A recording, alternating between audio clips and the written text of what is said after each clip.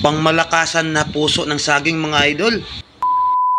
At dahil nga nabuboring na naman tayo at nagugutom, binato ko na ang puso ng saging ng aking kapitbahay. Oh, replay pa yan. Nakita nyo, isang bato lang at ayan, pinulot ko ng mga idol. Isang puso ng saging lang yan, mga idol. At diretso ko na dito sa ating dirty kitchen at pinatong dito sa ating mahiwagang kalan na may apoy na mainit, mga idol. Yan, iihawin lang natin to, mga idol, para mabilisan lang. Kaya antayin lang natin ng umitim hanggang sa umitim itong puso ng saging, mga idol. At nang umitim na nga ito, siyempre kukunin natin yan gamit ang tinidor. Sige, ikaw nga, subukan mong hawakan yan kung hindi ka, alam mo na. At nilagay ko na dito sa palanggana na may tubig, mga idol, para mahugasan natin at makuha yung maitim niyang balat. Sige nga, subukan mong kainin yung balat niyang maitim, yung may uling pa, kung ano yung lasa. At nang makuha ko na nga yung mga balat niyang itim, mga idol, inilagay ko na dito sa plato at siyempre himay-himayin natin yan. Yan, para patimplahan na natin. Ipangit naman yan kung buo, okay lang kung may bagoong ka, mga idol, o sa isawsaw mo lang sa tuyo o na may suka ba, na may sili, pwede yan kainin ng buo. Pero yung gagawin ko, lagyan ko muna pahirapan ko muna ng kaunti yung sarili ko.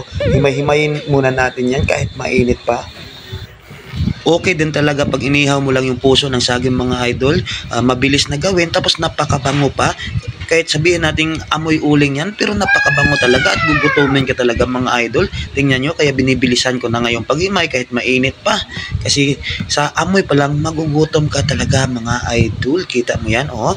Yan, inamoy-amoy ko pa at hindi ko na nga natiis, mga idol. Tinikman ko na kasi okay naman yan, ikinikilaw naman talaga. At ito na nga, mga idol. Pagkatapos yung himayin, nilagay ko na ito yung sibuyas. Tapos yung luya natin. Tapos maraming kamatis, mga idol.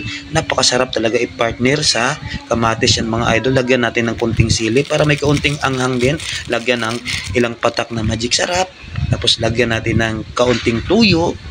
At saka suka na rin, mga idol, para mas maluto siya sa suka, mga idol. Ayan, kaya dinadamihan ko nga para humalo talaga yung anghang, tamis at saka yung asim, mga idol. Siyempre lagyan din natin ng asukal yan, mga idol, para medyo tumamis siya, humalo ba, magtumimbang ba yung lasa ng asukal at saka kamatis, mga idol, at saka yung suka. Napakasarap talaga yan, gaganahan ka talaga, mga idol. Basta haluin lang natin mabuti yan, mga idol, para pumantay talaga yung lasa niya. Yan, let's go, mga idol.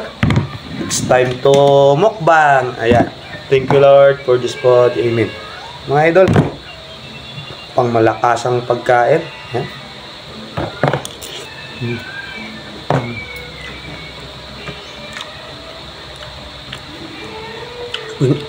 Bale, ito na yung kakainin ko, mga idol, ngayong dinner. Wala nang kanin-kanin.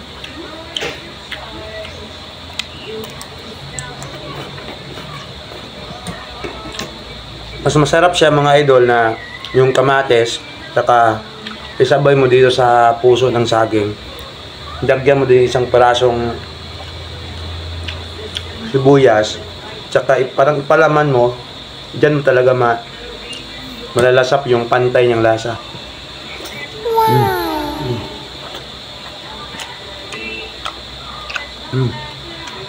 Mas masarap pala pag nakakamay, mapipil mo eh.